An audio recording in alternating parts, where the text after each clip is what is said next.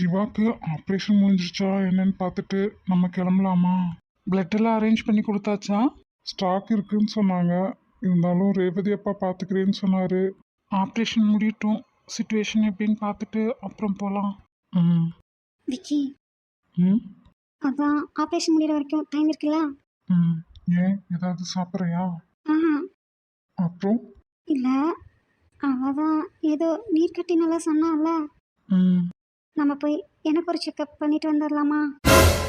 உனக்கு பைத்தியமா ரேவதி? லூசு மாதிரி பேசிட்டு இருக்க. ஒரு செக்கப்பில் என்ன இருக்கு விக்கி? அதான் எதுக்கு? உனக்கு உடம்புக்கு ஏதாவது முடியலையா அப்படின்னா கூட பண்ணலாம்னு சொல்லலாம். இல்லை சொல்லு. இல்லை, ஒன்றும் இல்லை. இப்ப சொல்ல போறியா இல்லையா? ம், இல்லை வேண்டாம், உனக்கு பிடிக்கலையா விடு. என்னடா? அது வேற ஒன்றும் இல்லை, பித்து. பித்தா? ம். உன் தங்கச்சிக்கு வருமே அடிக்கடி சந்தேக பித்து, அந்த பித்து. ம், அவ ஒன்றும் இல்லைங்கிறா, நீ ஏன்டானே இவ்வளோ கோவமா இருக்க? சந்தியாக்கா லைஃப்ல நடந்தது நம்ம லைஃப்லயும் நடந்துருமோன்ட்டு மேடம்க்கு இப்பவே செக் பண்ணணுமா? 2 பேரும் ஆளுக்கு 4 அறை விட்டோன்னு வச்சுக்கியே, இருக்கிற பித்தெல்லாம் தெளிஞ்சிரும். நாங்களே அவங்க 2 பேர்த்தையும் எப்படி சேர்த்து வைக்கிறது, இவங்க பிரச்சனைக்கு நம்ம என்ன ஹெல்ப் பண்ண முடியும், எதுவுமே தெரியாம மண்டையை பிச்சுட்டு இருக்கோம். இவ ஒருத்தி.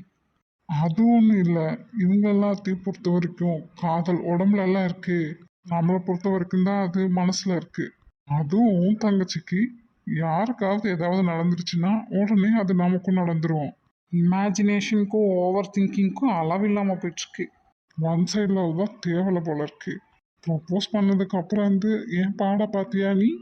ஃபர்ஸ்ட் சசி மாதிரி சைக்கோவா நான் இருப்பணும்னு இவ சந்தேகப்பட்டா. செகண்ட் ஃபயர் ஆக்சிடென்ட் அப்போ குடோன்ல அடைச்சி வச்சிருந்தாங்க, அதை ஒரு விஷயம்னு சொல்லி அதை ஒரு இஷ்யூ ஆக்குனான். தேர்ட் இப்போ சந்தியாக்கா மேட்டர் கிடச்சிருக்கு இவளுக்கு.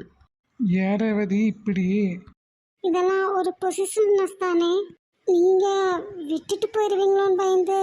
அந்த அளவுக்கு இவளுக்கு என் மேல நம்பிக்கை இல்லை தங்கச்சிமா. அதுவும் 15 வருஷமா. சந்தேகம்லாம் இல்லை விக்கி. அப்புறம் இல்லை, ஏதாவது நான் முன்னமே பார்த்துக்கலாமே, அதான். தயவு செஞ்சு பேசாத ரேவதி. ரேவதி சொன்னதை வச்சு பார்த்தா சந்தியாவுக்கு எவ்வளோ தடவை ஸ்டமக் பெயின், அடிக்கடி வாந்தி, மயக்கம் இதெல்லாம் இருந்திருக்கு. அப்போவே செக் பண்ணியிருந்தா ஏதாவது சேஞ்சஸ் கிடச்சிருக்குமோ இவளோட லைஃப்பில். இதெல்லாம் ஒரு பிரச்சனையே இல்லைம்மா. நல்லா ஹெல்த்தியான ஃபுட் ஐட்டம் சாப்பிட்டுட்டு வந்தாலே நல்ல இம்ப்ரூவ்மெண்ட் தெரியும். ரிலேஷன்ஷிப் நல்லா ஸ்ட்ராங்காக ட்ரூ லவோடு இருக்கணும்மா. எந்த பொண்ணும் தான் ஒருத்தங்க மனசார நேசிக்காம தன்னை முழுமையாக தரமாட்டா. அதனால கூட குழந்தை இல்லாமல் இருக்கலாம். நல்லா ப்ரேயர் பண்ணிக்கோங்க. ட்ரீட்மெண்ட்டே தான் கண்டினியூஸாக பார்க்கணுன்னு அவசியம் இல்லை. அவங்களோட ஹெல்த்தை பற்றியும் நீங்கள் யோசிங்க. டாக்டர் சொன்னதை வச்சு பார்த்தா சந்தியாவுக்கு சந்தோஷம் சுத்தமாக பிடிக்கலையா? இல்லை பிஃபோர் மேரேஜ் யாராவது லவ் பண்ணிட்டு இருந்திருப்பாளோ? இவெல்லாம் வாயத்திறந்து முழுசாக எதையும் சொல்ல மாட்டேங்கிறான். ஒன்று சந்தோஷ் கூட போய் வாழணும், இல்லை கொஞ்சம் டைம் எடுத்துகிட்டு செகண்ட் மேரேஜாவது பண்ணிக்கணும். இப்படியே ஒத்தையிலே எப்படி இவ்வளோ விடுறது? தனிமையிலேயே இருந்தால் மென்டலெல்லாம் ஆயிடுவாங்க. ஆஹா, சசி மாதிரி சைக்கோ ஆகிறதுக்கும் சான்சஸ் இருக்கு. அதுவும் இந்த சந்தியா யார்கிட்டயும் அவ்வளோவா நல்லா பேச மாட்டா. இங்கே அத்தைக்கிட்டேயும் ராகினிக்கிட்டேயும் நல்லா தான் பழகிறான். ஆனால் முதல் மாதிரி என்கிட்ட இல்லையே, ஏன்? சோனி கூப்பிட்டே இருக்கேன்ல, என்னன்னு கூட கேட்க மாட்டியா? அதான் வந்துட்டீங்களா, அப்புறம் என்ன? வாய் மட்டும் இல்லை, உன்னை நாய் கூட திரும்பி பார்க்காது. அதான் நீங்கள்.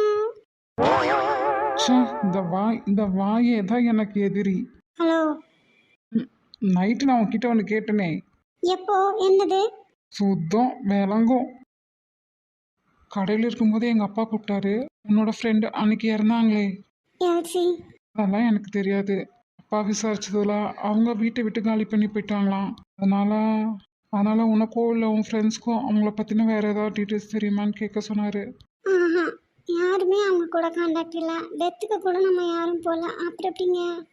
இல்லை, ஃப்ரெண்ட்ஸ் சர்க்கிளில் எதுக்கும் ட்ரை பண்ணி பாரு. அந்த டெத்தாயே எவ்வளோ நாள் ஆச்சு. இப்போ எதுக்கு உங்கள் அப்பா அதை பற்றி விசாரிச்சுட்டு இருக்காரு? அந்த ஆக்சிடென்ட் பண்ணினதே சசி தான். ஒருவேளை கல்யாணம் நின்று போச்சுன்னு சொந்த ஊருக்கே போயிட்டாங்களோ?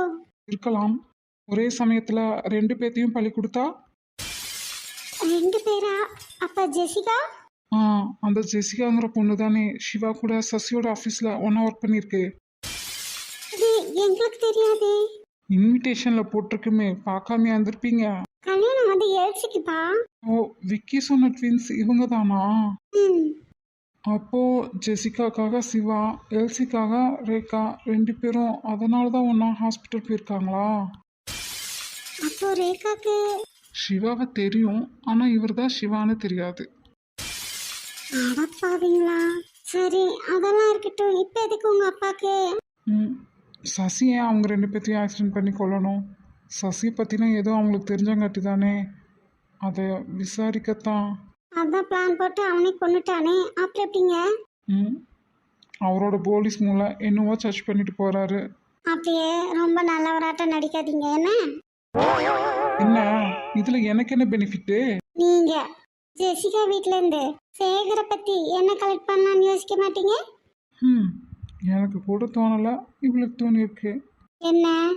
சேகரை பத்தி எல்லா இன்ஃபர்மேஷன்ஸும் கலெக்ட் பண்ணா சிவாவா வேணும்னு கேட்ட உங்க தங்கச்சிக்கு சேகரை கொடுத்துடலாம்ல? அந்த பிளான் தானே உங்களுக்கு? நிஜமா எனக்கு அப்படியெல்லாம் ஒரு எண்ணம் இல்லவே இல்லை சோனி. இல்லாம இருந்தா சந்தோஷம்தான். ம் என்ன ஃப்ளாஷ்பேக் போயிட்டு வந்துட்டியா? நான் ஃப்ளாஷ்பேக் போறதெல்லாம் இருக்கட்டும், இன்ஃபர்மேஷன் கிடைச்சா நாங்க சொல்லுவோம். ம் நீங்க எதுக்கு இவ்வளோ இன்ட்ரெஸ்ட் காமிக்கிறீங்க அவங்கள பத்தி தெரிஞ்சுக்க? நைட்டே சேகரை பற்றி இழுத்தா, இப்போ யாரை பற்றி இழுக்க போகிறா தெரியலையே. எஸ்கேப் ஆயிடுறா ரமேஷ். ஹலோ, என்ன சொல்லி சமாளிக்கலாம் தானே யோசிக்கிறீங்க? அப்பா கேட்டாரேன்னு தான் கேட்டேன், மற்றபடியெல்லாம் எதுவும் இல்லை. போய் போய் வாயை திறந்தாலே போய். டெய்லியும் 12 மணி வரைக்கும் நெட்டு தீராம தூங்குறதில்ல. இதில் ஷார்ட்ஸ் ரீல்ஸ்னு எல்லாத்தையும் பார்த்து தள்ளிடுவீங்க. இனி துரைக்கு ஜெஸி இல்லைன்னா எல்சி ஃபோட்டோ கேட்குது இல்லை? சி, அந்த மாதிரி ஒரு எண்ணால எனக்கு ஒரு நாளும் இல்லை. நம்பிட்டேன். ம் அப்படியெல்லாம் சைட் அடித்து கடலில் போடுற ஆளா நான் இருந்திருந்தா போயும் உன்ன மாதிரி ஒரு வனக்குரங்க பிடிச்சிருப்பேனா? உனக்கு பயம், அதுக்கு நான் என்ன செய்ய? ஆமாம் ஆமாம், இவர் பெரிய மேங்கோ, எந்த கிளியாவது வந்து கொத்திட்டு போயிரும் பாருங்க. கிளி கிடைச்சா ஓகே தான். என்னது? எஸ்கேப் ஆயிடுறா ரமேஷ். உனக்கே உயிரானேன் என்னாலும் எனி நீ மறவாதே, நீ இல்லாமல் எது நிம்மதி, நீதான் என்றும் என் சந்நிதி, கண்ணே கலைமானே கனிமயில் என கண்டேன் உன்னை நானே, அந்தி பகல் உன்னை நான் பார்க்கிறேன், ஆண்டவனே இதைத்தான் கேட்கிறேன். ஏன் விக்கி ஒரு மாதிரியா இருக்கான்? தம்பி சொல்லுங்கப்பா, ஏன் ஒரு மாதிரியா இருக்க? உடம்பு கிடம்பு சரியில்லையா? இல்லையாப்பா, நான் எப்பவும் போல தானே இருக்கேன். ம் பையன் எதையோ நம்ம கிட்ட மறைக்கிறான். ஒன்று உடம்பு முடியாம இருக்கணும், இல்லை ரேவதி கூட ஏதாவது சண்டையா இருக்கணும். அப்படியா? நான் கூட புள்ள கூட ஏதாவது சண்டை போட்டேனுவோன்னு நினச்சேன். இல்லைப்பா, ஒரு உண்மையான ரிலேஷன்ஷிப்னா அவங்க நமக்கு எல்லா உணர்வுகளையுமே தருவாங்க. பாசம், சண்டை, கோபம், சமாதானம் எல்லாமே இருக்கத்தான் செய்யும். அது எல்லாத்தையும் தாண்டி அவங்க நமக்கானவங்க அப்படிங்கிற திமிரு மட்டும் இருந்துட்டாலே போதும். நான் ரேவதி கூட சண்டை போட்டது உங்களுக்கு தெரிஞ்சிருச்சா என்ன? உங்க மருமக கூட நான் ஒன்றும் சண்டையெல்லாம் போடலப்பா. அவளுக்கு உடம்புக்கு சரியில்லை, காய்ச்சல் ரொம்ப அதிகமாக இருக்கு. என்ன திடீர்னு காய்ச்சல்? ஐயோ, அதுக்கு காரணம் நான் தான். தெரிஞ்சா இனி நீங்கள் ரொம்ப கிளாஸ் எல்லாம் எடுப்பீங்க. எனக்கு காலையில் போய் பார்த்தாதான்ப்பா தெரியும். நீ அப்போ அங்கேயே இருந்திருக்க வேண்டியது தானே? எனக்கு என்ன, நான் வீட்டுக்கு வரேன், இல்லை நான் வராமையே இருக்கேன். ஆனால் காலையில் போய் பார்த்துக்கிறேன்ப்பா. உன்கிட்ட எப்படி சொல்லியிருப்பாள் மேலுக்கு முடியலன்னு? சொன்னாதான். காலையில் ஹாஸ்பிட்டலில் தானே இருந்தோம், இன்ஜெக்ஷன் போட்டு மெடிசின்ஸ் வாங்கி தான் கொடுத்தேன். அதைத்தான் தம்பி நானும் கேட்குறேன். அப்புறம் ஏன் இங்கே வந்தேன்? அங்கேயே இருந்திருக்க வேண்டியது தானே? பொண்ணுங்க ஒன்று சொல்கிறாங்கன்னா அதில் 1000 விஷயம் இருக்கும். அவங்களுக்கு ஏதோ மனசுக்குள்ளே தோணும், அதனால தான் சொல்லுவாங்க. அப்போது காலையில் ரேவதி சொன்னதில் என்ன அர்த்தம் இருக்குது? அவளுக்கு உடம்புல ஏதாவது பிரச்சனை இருக்குமோ? அதனால அவளுக்கா தோண போய் தான் சொல்லியிருப்பாளோ? நம்ம தான் தேவையில்லாமல் கோவப்பட்டுட்டு. நான் கண்டேனா நல்லா ஆயிரும்னு நினச்சேன். அவள் எல்லாம் பண்ணி வச்சிருக்கா. அதான் காலையில் போய் பார்க்குறேன் சொல்லிட்டேல்ல. காலையில் முதல் வேலையா அதை பண்ணு. உடம்போ மனசோ சரியில்லைன்னா உடனே பார்த்துடணும். இல்லைன்னா நமக்கு மட்டும் இல்லை, நம்மளை சார்ந்தவங்களுக்கும் தான் கஷ்டம். அப்பா சொன்ன மாதிரி நேத்தியா அவள் அப்படி பேசினான்னு கண்டிப்பாக இன்னைக்கு தெரிஞ்சுக்கணும். ஐயோ, நானும் பெரிய பருப்புன்ட்டு இவளுக்கு ஃபீவர்னு நம்ம பார்க்க வந்தா. நேத்து குச்சியை மறைச்சு வச்சிருந்தெல்லாம் அடி பிச்சை எடுத்தா. இன்னைக்கு என்ன பண்ண போறான்னு தெரியலையே. ஆண்டவா முருகா, நீதான் என்னை காப்பாத்தணும். எப்பவும் டோர் திறந்து தானே போட்டு வரோம். ஆனா இவ சண்டை கட்டினா அடிச்சா மட்டும் யாரும் வந்து காப்பாத்த மாட்டாங்களே. என்ன கொடுமையடா இது. ஐயோ கிட்ட வந்துட்டோம். இனி அவளை எழுப்பலாமா வேண்டாமா? நேத்து மாதிரி அடிக்க ரெடியா இருந்தா என்ன பண்றது? ம், மேதாத்தை கட்டிக்கிட்டு முருங்கை மரம் ஏற மாட்டேன்னு சொல்ல முடியுமா? ஏறிதானே ஆகணும். கொட்டட்டும் கொட்டட்டும் மும்மாரி கொட்டட்டும்னு அடிச்சா வாங்கிக்க வேண்டியதுதான். வேற வழி. அம்மு அம்மு அம்மு அம்மு. ம் காய்ச்சல் நெருப்பா கொதிக்குது. நீ இப்படி தூங்கிட்டு இருக்க, எந்திரி முதல்ல. விக்கி ம், விக்கி ஏதான் சொல்றேன், எழுந்துரு. விக்கி ம் உனக்கு ஒன்றும் இல்லையே? ம் நான் எப்படி பார்த்தா நான் தான் உன்கிட்ட சாரி கேட்கணும். சரி அப்போ நீ முதல்ல கேளு. ஒரு பேச்சுக்கு சொன்னா உடனே கேளுன்ட்டாளே. காலை விழ சொல்லுவாளே. உன்னிடம் பார்க்கிறேன் நான் பார்க்கிறேன் என் தாய் முகம் நன்பே. உன்னிடம் தோற்கிறேன் நான் தோற்கிறேன் என் ஆகுமோ இங்கே. விழிகளில் ஒரு வானவு இமைகளை தொட்டு பேசுதே. இந்த நீ சாரி கேட்கறதா? ஹோ, டெய்லியும் காலில் விழுகணுமாமா? சரி சரி நீங்க ஏங்க மேடம் என்ன எதிர்பார்த்துட்டு இருந்தீங்க? தப்பு தான், இனிமே நான் எதிர்பார்க்க மாட்டேன். ஏதாவது சொல்லிட்டா போதும் உடனே கோவம் மட்டும் வந்துடும். இப்போ எதுக்கு இப்படி அழுதுட்டே இருக்க? மார்னிங்கும் இன்ஜெக்ஷன் டேப்லெட்ஸ் எடுத்து நைட்டும் உங்க அம்மாவும் அழைச்சிட்டு போயிருக்காங்க. அப்படி இருந்தும் காய்ச்சல் கொஞ்சம் கூட குறையல, அதிகமாக தான் ஆயிருக்கு. இப்படியே அழுதுகிட்டே இரு. உன்னையும் கொண்டு போய் ஹாஸ்பிட்டல் அட்மிட் பண்ணிடுறேனா? உனக்கு என்னதான் பிரச்சனை? உடம்புக்கு என்னதான் பண்ணுது? அதை தான் கொஞ்சம் பொறுமையா பாசமா கேளு. ம் சரி, என்னாச்சு உனக்கு? ரேகா ரேகா அந்த பொண்ணோட பேரோ? அப்போ சிவாக்கு சுயநினைவு திரும்பிடுச்சா?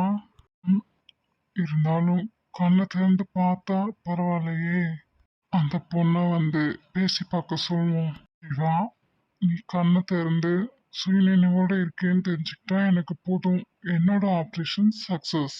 அது நடந்தா தான் எனக்கும் நிம்மதி சந்தோஷம் எல்லாமே. ரேகா, சொல்லுங்க டாக்டர். சிவா கூப்பிடுறான். Thank you doctor. அப்போ சுயநினைவு வந்துருச்சுங்களா? அப்படின்னு தான் நினைக்கிறேங்க. என்ன டாக்டர் நீங்களே இப்படி சொல்றீங்க? சிவா ரேகான்னு சொன்னாரு, அதான். அப்போ சிவா இன்னும் கண்ணு திறக்கலைங்க. உங்க பொண்ணு போய் பேசத வச்சு கண்ணு திறக்கட்டும், அதுக்கப்புறம் பார்த்துப்போம். சரிங்க. ரேகா, உங்க ரேகா, நான் வந்துட்டேன் சிவா. உங்க பக்கத்துல தான் இருக்கேன். உயிரே ஒரு வார்த்தை சொல்லடா, உனக்காக காத்திருப்பேன். என்னை நீ ஏற்றுக்கொள்ளடா, உன்னோடு நான் இருப்பேன். I love you Siva. I love you Rekha. எந்த உயிரே நான் உன்னை பார்த்துக்கிறேன், பட்டு துணியா போத்திக்கிறேன். நீலா, நீலா. என்னங்க இது? தெரியலையே மருகதா. அண்ணனை கூப்பிடுங்க புள்ள. உனக்கு எப்படி மூச்சு விட முடியலையோ அப்படிதான் எனக்கும் இருக்கு.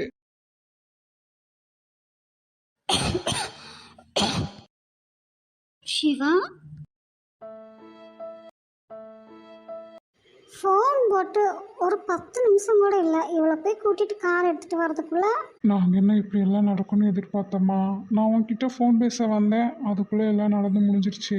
அது எப்படிங்க எல்லாரும் ஒரே முட்டா மயக்கி மட்டும் விழுந்து பிள்ளைய பிடிச்சி தள்ளி அவன் மண்டையை உடஞ்சி டாக்டருக்கும் கழுத்தா இருக்கு. சிவாவை இப்போ யார் கடத்தினாங்கன்னே தெரியல. கண்டிப்பா இதையும் சசி தான் பண்ணியிருப்பான். சிவாவை கடத்தினவன் ஏன் ரேகாவை விட்டுட்டான்? ம், கண்டிப்பாக இதை சசி பண்ணியிருக்க மாட்டான், வேற யாரோ தான். இவ்வளோ நாளாக ரேகாக்கும் சிவாக்கும் கஷ்டம் கொடுத்துட்டு இருந்தது சசி தான், இப்போ வேற யாரும் வந்துறீங்க? வாஸ்தவம் தான், ஆனால் இதை பண்ணுனது கண்டிப்பாக சசி இல்லை. அது எப்படி நீங்கள் உறுதியாக சொல்கிறீங்க? ஏன்னா சொல்ல வரதா முழுசாக சொல்லி தொலைங்க. உங்களோட அலட்சியத்தினால தான் பிள்ளைங்க ரெண்டு இன்னும் கஷ்டப்படுது. நான் தான் சொல்கிறேன்ல, கன்ஃபார்மாக இதை சசி பண்ணலைன்னு. அது எப்படி சத்யா? அதான் உன் மாப்பிள்ளை சசியை எரிச்சிட்டாரு, அப்புறம் எப்படி வந்து பண்ணுவாங்க? ஐயோ சசியை எரிச்சது விக்கி தானே, அப்பாவுக்கு தெரிஞ்சிருச்சே. வாய்க்கு வந்தபடியெல்லாம் பேசாதீங்க என்ன. கண்டிப்பாக சிவாலாம் அப்படி பண்ணுற ஆளே இல்லை. நான் சிவா பண்ணாருன்னு சொல்லலையே. அப்புறம் உன் பக்கத்துல நிக்கிறாளே ஒருத்தி, அவளை கேளு யார் பண்ணாங்கன்னு. ரேவதி, அப்போ நீங்கள் விக்கி தான் சொல்கிறீங்க? ஆமா.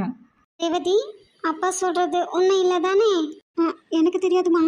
ரேவதி, உனக்கு தெரியாது? பெருசு கொன்னுனா சிறுசு அடங்குமா?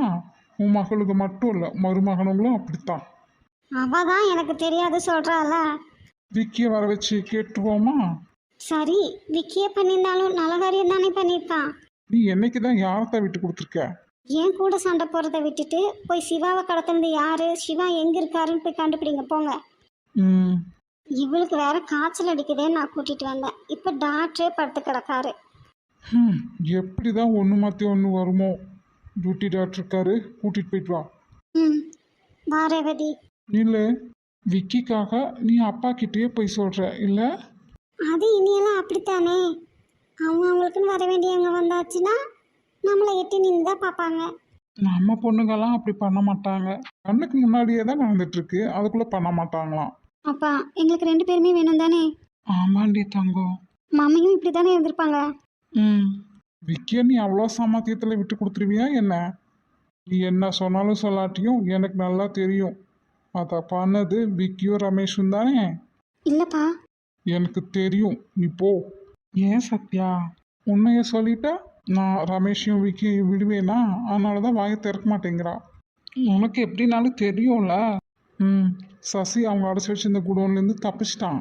அதனால தான் நானும் விக்கியையும் ரமேஷையும் விட்டுட்டேன். ரமேஷுமா? ம்.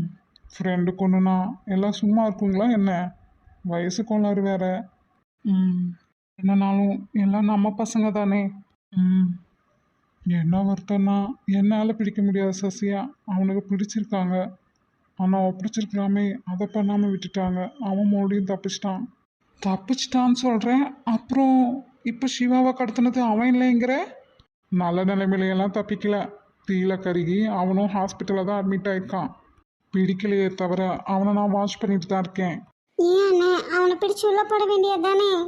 சிவாவை நீங்கள் பத்திரமா வீடு கொண்டு போய் சேர்த்திருந்தீங்கன்னா நானும் கிளம்பி போய் அதுக்கான காரியத்தை பார்த்துருப்பேன். இப்போ அது நடக்கலையே. நான் இருந்துமே எப்படி பிளான் போட்டு தூக்கிட்டாங்க. கண்ணுக்கு தெரிஞ்ச எதிரியாக இருந்தால் கூட போராடிடலாம், கண்ணுக்கு தெரியாத எதிரி கூட எப்படி போராட? நீங்கள் எங்கே இங்கே, அது இந்த டைமுக்கு? டாக்டரோட அண்ணா ஃபோன் பண்ணி இன்ஃபார்ம் பண்ணார் மாமா. காலையில் வந்திருக்கலாமே, அதுக்காக இன்னத்துக்கே வரணுமா? பரவாயில்லைங்க மாமா. ரேகா தலையில் அடிபட்டிருக்குல்ல, மயக்கத்தில் இருக்கா. நீங்கள் இருந்தும் எல்லாம் எதிர்பார்த்தா நடக்குது. சாரி பார்த்தா இந்த டைமில் டிஸ்டர்ப் பண்ணிட்டேனோ? சேச்சா அப்படியெல்லாம் இல்லைங்க. இல்லை, தம்பிக்கு இப்படி ஆகவும் வீட்லேயும் சொல்ல முடியாதா? அதான் டக்குன்னு உங்களுக்கு ஃபோன் பண்ணிட்டேன். பரவாயில்ல, அண்ணா சொன்னான் பரமும் நல்லா தூங்கிட்டு இருக்கான், அதான் நாங்கள் 2 பேர் மட்டும் வந்தோம். எங்கனால தான் உங்கள் தம்பிக்கு இப்படி ஒரு கஷ்டம். அப்படியெல்லாம் இல்லைங்க. அவன் மயக்கம் தெரிஞ்சு இருந்தாதான் என்ன நடந்துச்சுன்னு கேட்கணும். தப்பு என் மேலேயும் இருக்கு. நீலா நீலான்னு யாரோ கூப்பிட்ட மாதிரியே இருந்துச்சு. நான் அப்போவே கதவை திறந்து பார்த்துருக்கலாம். எப்பவும் இதே மாதிரி கூப்பிட்டுட்டே தான் வருவானா, அப்படி தான் கூப்பிட்றான் நான் நினச்சிட்டேன். கூப்பிட்டுட்டே இருந்தவன் டக்குன்னு டோரும் ஓப்பன் பண்ணலை, காணவங்க வந்தான். நானும் கதவை திறந்து வெளியே வந்தேன். எல்லா நிமிஷத்தில் நடந்து முடிஞ்சிருச்சு. டாக்டருக்கு இப்போ பரவாயில்லையா? மயக்கத்தில் இருக்கான். ம். சிவாவை காணோமா? இவ்வளோ நடந்திருக்கு, ஒரு ஃபோன் பண்ணியிருக்க வேண்டியது தானே? ஃபோனெல்லாம் எதுவும் எடுத்துகிட்டு போகல. அப்பா ஃபோன் பண்ணதும் உடனே கிளம்பிட்டு வந்தான். ரேகா இப்போ எப்படி இருக்கா? தெரியல, இப்போ காலையில் வந்துருவாங்க. உங்கள் அப்பா அம்மா? பின்ன எங்கள் அப்பா மட்டும் வராமல் என்ன பண்ண போகிறாரு? என்ன கொஞ்சம் கூட பயம் இல்லையா உங்களுக்கு? அதான் எனக்கு பதிலா நீ ரொம்ப நர்வஸாக இருக்கியே, அப்புறம் என்ன? அது எப்படி உங்களுக்கு? இது உயிரும் உயிரும் பேசும் மொழி, இதைவிட சிறந்தது எந்த மொழி? என் உயிரை உன் பாதத்தில் காணிக்கையாக்குகிறேன். கடவுளே கடவுளே, மீண்டும் நான் பிறந்து விட்டேன். உன்னாலே கனவிலே கனவிலே வந்திடத் தொடங்கி விட்டேன் தன்னாலே. சாரி. ரேவதி அப்பாவை நினச்சி அவ்வளோ பயமா? எங்க அப்பாவும் போலீஸ் தானே? ஆஹா, அவங்கள நினைச்சில்ல, சசியை நினைச்சுதான். ம் தண்ணி குடிக்கிறியா? வேண்டாம். அப்புறம் இன்னுமா ரிலாக்ஸ் ஆகலாம்? இன்னும் கை என்னவா நடுங்குது? ம், எங்க அவங்க 2 பேரும்? ரேகா வந்துட்டாலும். சரி, நான் கிளம்புறேன். நீ உடம்பு பார்த்துக்கோ, டேப்லெட்ஸ் எல்லாம் கரெக்டாக போடு. இரு, நானும் வரேன். வேண்டாம், ஃபீவர் ரொம்ப இருக்கு. இல்ல, ம். எங்க அப்பா ஏதாவது பேசினா பார்த்து பேசு. யாரை பார்த்து? ஏய், கவனமா பேசுன்னு சொன்னேன். அது உங்க அப்பா பேசுறத பொறுத்து இருக்கு. விக்கி, இங்க பாரு ரேவதி, மனுஷங்க எல்லாரும் கண்ணாடி மாதிரி தான். என்ன கொடுக்குறோமோ அதுதான் கிடைக்கும். இல்ல விக்கி, இன்னைக்கு அவர் என்ன பேசினாலும் நீ பொறுமையா போ. அதான் சொல்றேன் இல்ல, உங்க அப்பா பேசுறத பொறுத்துன்னு. இங்க பாரு, என் தங்க பேபி மேல. ஓ, அப்படியா? இத்தனை நாளா தெரியாம போச்சே. ஐயோ, ஆ, சரி சரி, சொல்லு. இங்க பாரு, எனக்கு எங்க அப்பாவை நினைச்சு கூட பயம் இல்ல. ஆனா இந்த சசியை நினைச்சுதான் பயம். அவன் இன்னும் ஏதாவது பண்ணிடுவானு நினைச்சு அழுதழுதே காய்ச்சல் அதிகமாயிடுச்சு.